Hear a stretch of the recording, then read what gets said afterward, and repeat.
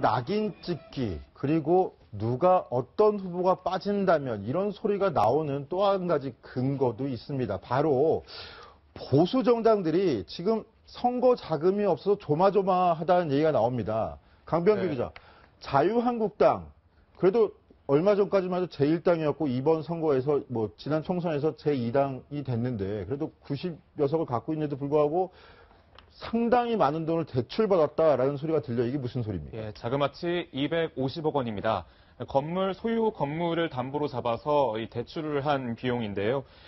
500억 원 수준을 현재 모두 마련을 하고 이 선거를 치르고 있는 것으로 알려졌습니다. 하지만 이미 유세 차량이라든지 기타 선거 비용에 쓴 돈만 이미 200억 원 가까이 되는 것으로 알려져 있습니다. 그렇기 때문에 이 선거 비용을 보전받는 것을 가장 제1의 결과라고 보이는데요. 이 15% 이상을 득표를 해야 되는데 그렇지 않을까봐 걱정하는 상황입니다. 지금 이런 말까지 나옵니다. 비타 500 등 비타 500이라는 단어가 나오는데요. 이것은 확보한 선거자금 500억 원을 모두 다 그냥 꿀꺽꿀꺽 삼켜버리는 거 아니냐. 15%를 득표하지 않고 절대 모든 걸 다 잃어버리는 거 아니냐라는 그런 비판까지 내부에서 나오고 있는 상황입니다. 네, 자유한국당도 이 정도인데 신생정당인 바른정당은 더 말할 것도 없겠죠. 사실상 대선 선거 비용은 509억 원까지 쓸 수 있는데요. 유승민 후보 측은 100억 원을 넘지 않는 수준, 80억에서 90억 정도를 쓰겠다고 합니다. 그러면서 새로 등장한 게 있습니다. 관악의 오신환 위원장이 스쿠터를 타고 유세를 하기 시작했습니다. 지금 화면에 보이시죠? 제가 왼쪽에서 나타나는 저겁니까? 아주 천천히 등장하고 있습니다. 화면에는 스쿠터 옆면에는 유승민 후보 포스터가 붙어 있고요. 지금 오신환 위원장이 직접 운전을 하면서 마이크도 잡고 연설도 하면서 또 시민들과 또 악수도 하면서 나누는 모습입니다. 사실 바른정당 의원들 사이에서는 선거 자금이 너무 없어서 리어카라도 끌고 유세를 하겠다. 이런 리어카 유세까지 얘기가 나왔을 정도인데 약간 이색 아이디어를 낸 겁니다.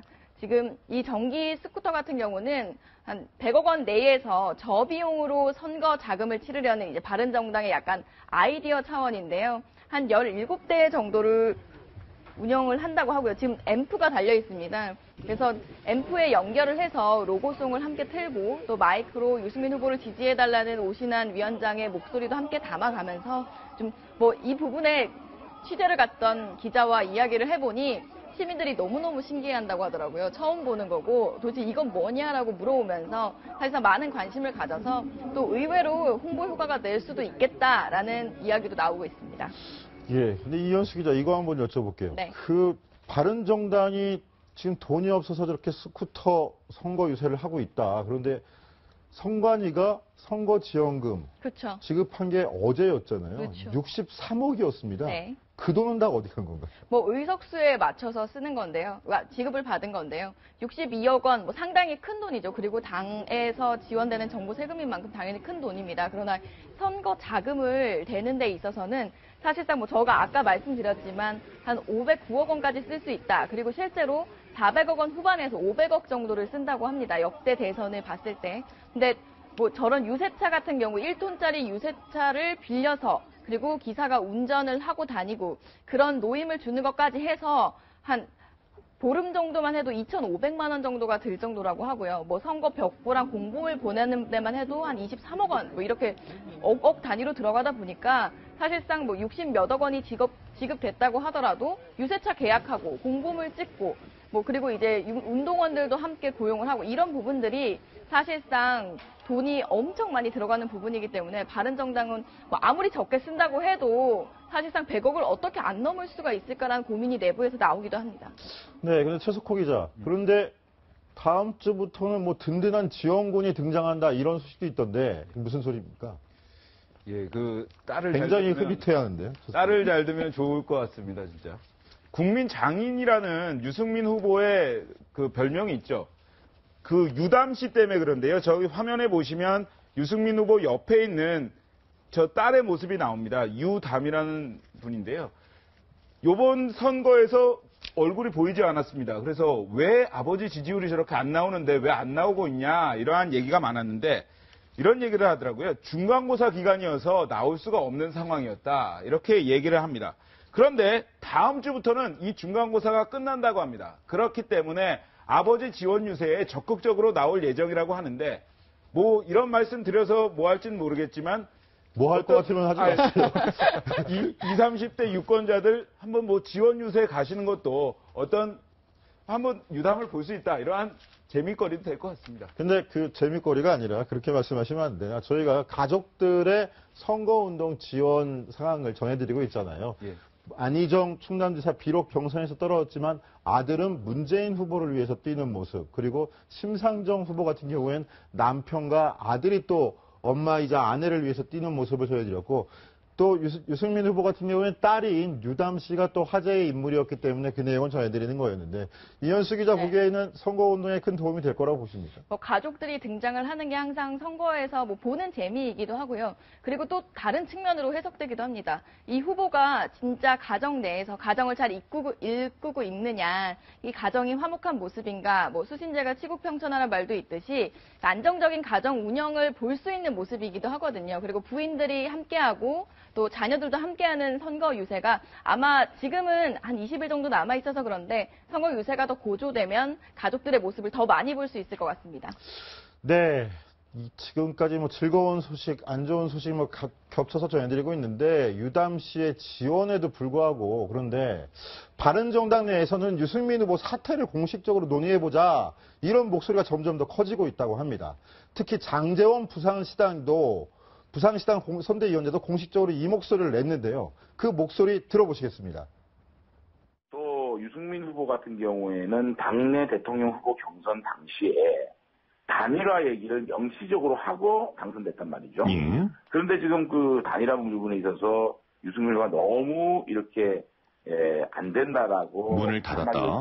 이 토론도 너무 잘하시고 참 괜찮은 후보라고 많은 분들이 얘기하시지만 지지율이 예. 전혀 안 오르고 있단 말이죠. 어쨌든 간에 이번 주 내에 좀 의원총회라든지 이런 예. 걸 통해서 좀 수습을 하든지 어떤 그 걸르는 작업이 저는 개인적으로 필요하지 않느냐 예. 생각을 합니다. 네, 후보는 전국을 누비고 있는데 이번 주 내에 의원총회를 하자. 그래서 후보의 진퇴를 결정하자, 이 얘기인데요. 이현수 기자, 네. 단독으로 취재한 내용 있죠? 네, 뭐 이르면 이번 주말 정도에 유승민 후보의 사퇴 문제를 포함해서 당의 진 사퇴뿐만 아니라요. 다 바른 정당이 나아가야 할 방법, 그리고 존립할 수 있을 것인지 다양한 진로까지 고민을 하고 있다고 합니다. 아마 이번 주말이 분수령이 되지 않을까 싶은데요. 오늘 TV토론이 있잖아요. TV토론 유승민 후보가 강세를 보이고 있다고 하는데 유승민 후보의 TV토론 후에 지지율이 변화가 있는지를 보고 우선 주자들이 더 논의를 한 다음에 이번 주말 분수령을 맞아서 이르면 이번 주말쯤에 의원총회가 열릴 수도 있을 것 같습니다. 네, 이르면 이번 주말이라는데 상당히 불쾌할 것 같은데 바로 유승민 후보일 텐데, 이현수 기자, 유승민 후보 반응은 어떻습니까? 네, 유승민 후보는 우선 뭐 상당히 불쾌하겠지만 사견을 드러내지는 않았습니다. 그러나 사퇴는 없다. 분명히 완주할 것이라는 뜻을 분명히 했습니다. 특히 경선에서 본인은 국민들이 뽑아줬고 경선 당원들이 뽑아줬기 때문에 이렇게 후보들이 소속 의원들 한두 명이 이야기하는 거 가지고 절대로 후보직을 내려놓거나 그럴 생각이 없다는 점을 분명히 했습니다. 뭐 이런 탈당 사태까지도 사실상 최악의 상황이 우려가 되고 있는데요. 유승민 후보 측에서는 뭐 10여 명 정도 탈당까지 각오가 되어 있다라면서 끝까지 완주하겠다는 뜻을 보이고 있습니다. 네, 내부에서 상당히 고전을 겪고 있는 유승민 후보. 텃밭인 대구 경북을 압박하는 인물도 있습니다. 상당히 신경이 쓰일 것 같은 인물인데요. 누구일까요? 로고송부터 들어보시겠습니다.